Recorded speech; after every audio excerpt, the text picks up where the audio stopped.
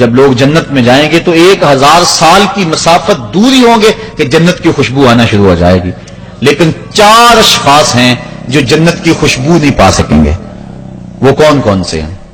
ایک قاطع الرحم جو رشتہ داریاں توڑتا ہے، کبھی اس سے لڑائی، کبھی اس سے لڑائی، کبھی اس سے لڑائی. حالانکہ حکم ہے سل من قطعک وات من حرمک، جو تجھ سے تعلق توڑے تو اس سے تعلق جوڑ، جو تجھے محروم رکھے تو اس کی جھولیاں بھر دے.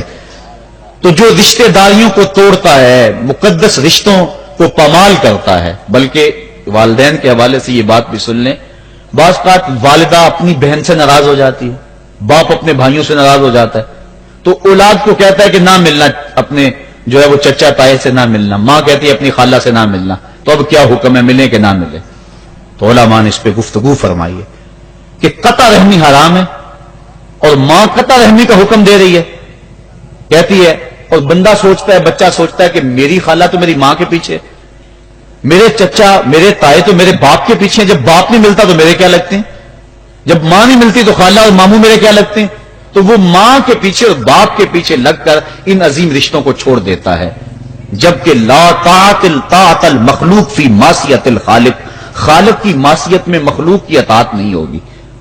تو جو یہ چیزیں ہیں قطع رحمی نہیں کی جائے گی. علماء نے یہاں طریقہ یہ بیان کیا ہے کہ والدین سے چوری ملے تاکہ ان کا بھی دل نہ دکھے لیکن ان سے تعلق نہ توڑے، چونکہ قطع رحمی کے زمرے میں نہ آئے.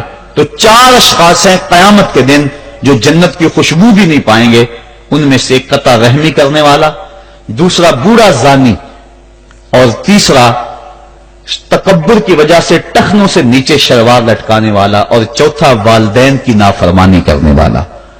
حضور فرمائے یہ 4 اشخاص ایسے ہیں کہ جو جنت کی خوشبو بھی نہیں پائیں گے.